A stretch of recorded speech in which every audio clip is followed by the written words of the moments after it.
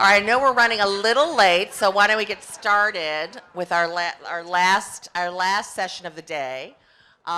Just to remind you, my name is Tina Chen, the Executive Director of the White House Council on Women and Girls, and I'm delighted to be joined up here by Valerie Jarrett, our Chair of the Council on Women and Girls, Lynn Rosenthal, who is our first ever White House Advisor on Violence Against Women, and Cecilia Munoz, the director of the President's Domestic Policy Council.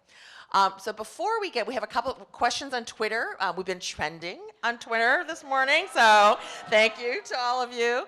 And so we've got a couple of Twitter questions, maybe a wrap-up comment from Cecilia as our domestic policy chair, and then I know it is a holiday day and weekend ahead of us. We want to get everybody out on time, so since we're running a little late, we'll keep this session moving forward. But before we get to the questions, you saw some terrific women up here behind the president, and I hope they're all still here today, because I want to introduce you to all of them one at a time.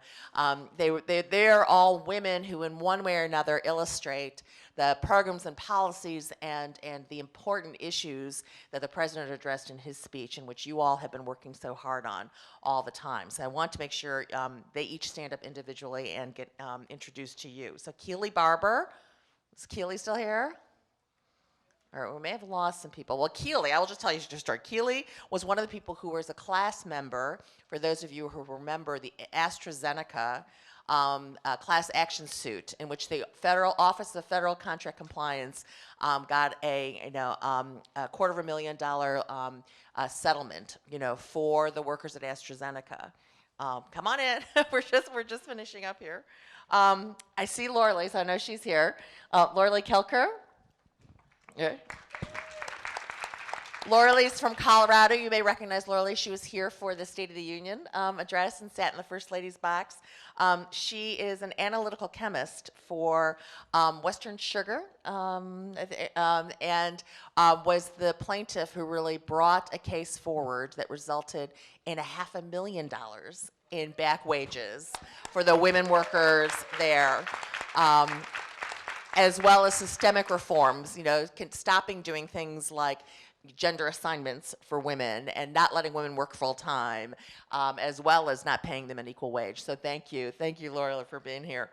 Tanisha Bolden, is Tanisha here? There's Tanisha.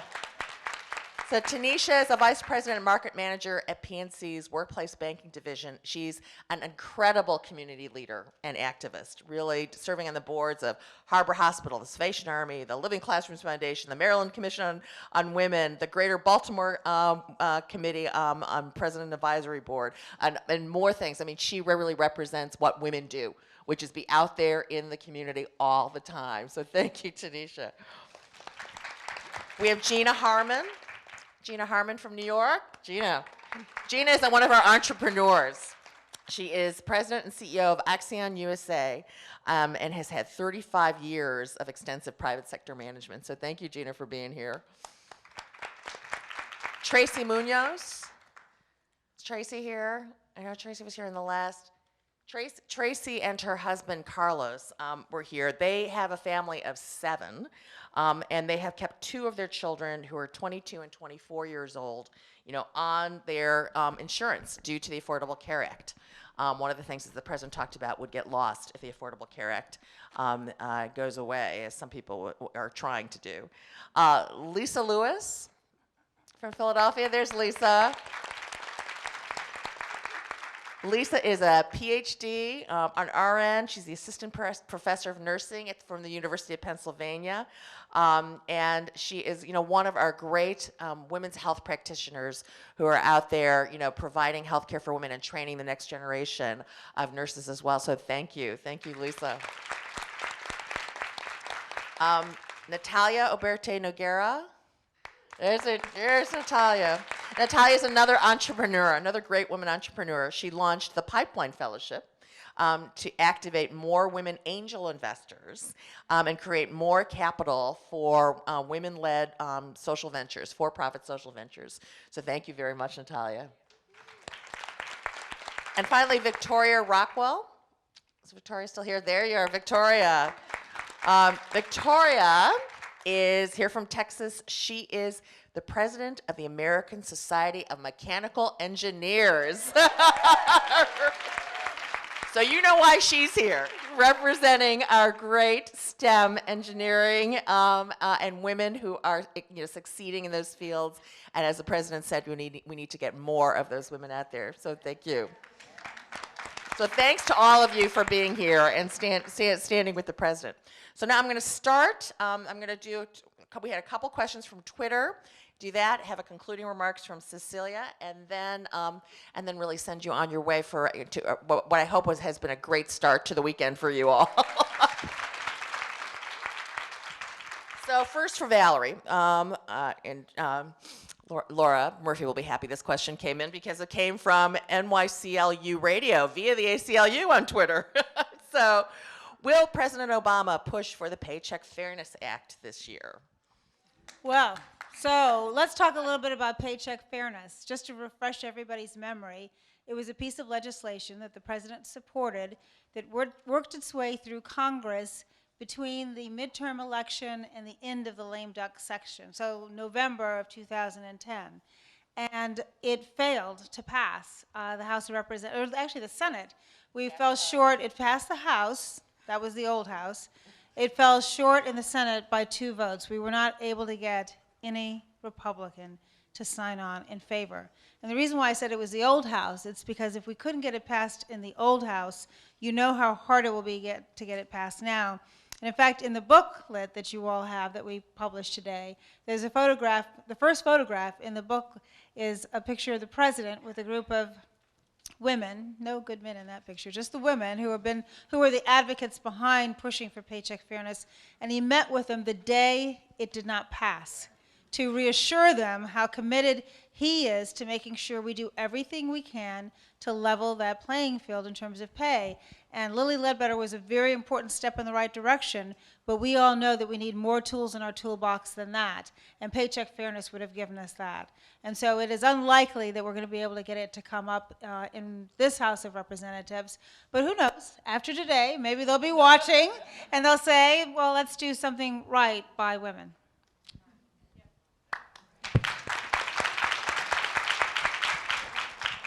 So our second question comes from @DCCADV. It's for Lynn.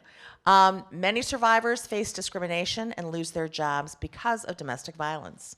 What are ways we can ensure job security for domestic violence survivors? This is really a terrific question, and in fact, we just came from a session with the Attorney General where he talked about the cost to the economy of violence against women. These are startling figures. $8 billion a year to the U.S. economy in health cost and lost worker productivity alone, not counting all the criminal justice costs. 8 million paid days lost of work, the equivalent of 32,000 jobs. So the domestic violence has a very significant effect on the U.S. economy, but also on individual women who are struggling to maintain their jobs. We know that domestic violence can follow women into the workplace, and the Department of Justice is taking some very strong steps to address this. They fund the Workplace Violence Resource Center, which helps teach employers how to deal with this, how to look at best practices. There are steps that employers can take to help women stay employed. Some of those steps are very simple. Sometimes it's a matter of allowing a woman to park in a different place in the employee parking lot so that her car's not visible out front. Sometimes it's moving her to another location, which employers can also do. So there's a number of steps that employers can take. The Workplace Resource Center is a partnership between the Department of Justice and Futures Without Violence. I think Futures is still here today. Yes. And Legal Momentum, who's also here and leading the way in this area. So we'll continue to partner with these organizations to make sure that employers are aware of these best practices to help women get and keep jobs. And so just to wrap us up from the day, because it's been a great morning, and as I said, I want to make sure everybody can get on their way to their rest of their plans for the weekend. I want to turn the mic over to Cecilia Munoz. For those of you who don't know Cecilia, she is a fierce advocate. Fierce advocate. You know, was at NCLR for many years.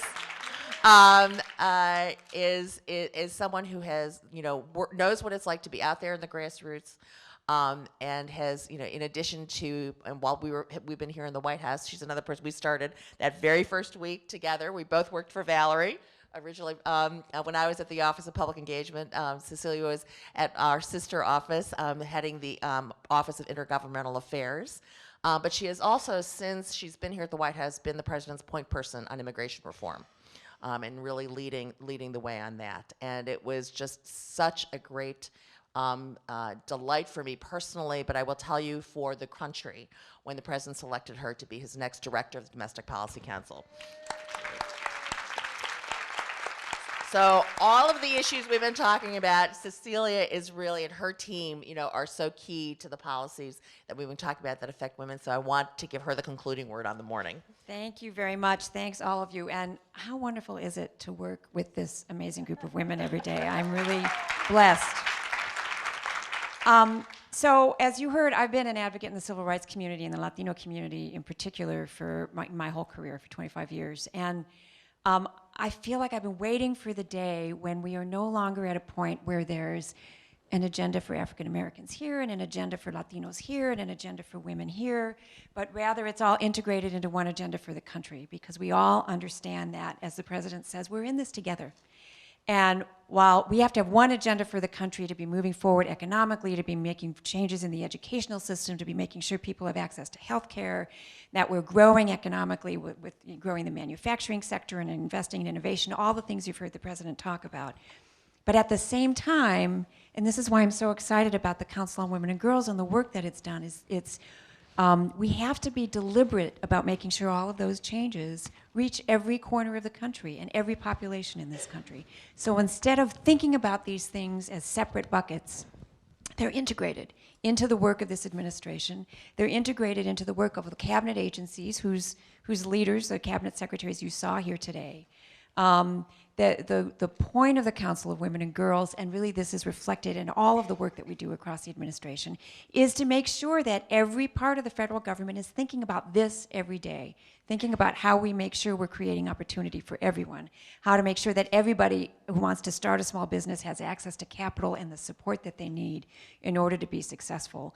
This is what's feels new, and what's so exciting about what's happening in this administration is that we're being deliberate about all of it, all across the government. And we have people like Valerie Jarrett and Tina Chen at the Council on Women and Girls making sure that that happens every day, making sure that they're in contact with the cabinet agencies to make sure that women and girls, African Americans, Native Americans, Latinos, all the populations that we think about that don't always get reached unless you're being deliberate, that we are making this government and this country and these opportunities accessible all across the board. You've heard the president today describe it's essential, not just because it's the kind of country that we are, although it is, it's essential to our economic future. It's essential to our well-being. It's essential to our ability to lead in the world. And if I have learned anything in 25 years in this town, it's that we're going to be more successful in making those things happen if we're in direct communication with all of you, which is why it's so meaningful to us that you came, that you spent the day with us here, and that we're going to be in continual contact, because we know that ultimately that's how we're going to be successful. We can do a lot in the federal government, but we can't do it ourselves.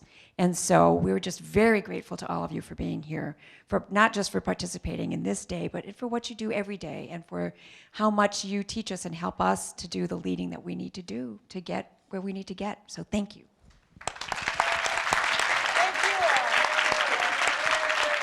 So in conclusion, thank you all for being here. The report that Valerie held out and you all have is on whitehouse.gov. So I hope that you will email it around, send the link around, get the word out. We intended it to be comprehensive, so it's long. It's got a lot of things in here. Please feel free to pull out from what's in the report the things that your members and your neighbors and your constituents will be especially interested in, whether it's education or violence against women or healthcare or entrepreneurship. There's something for everybody in this because we have been doing things across the board for women all across this country, and we're very proud of it. So thank you again for coming. Now the hard work begins on getting this word out and across the country. We hope you will work with us on doing that and continue the partnership that we have all had up until now. So thank you, and have a great weekend.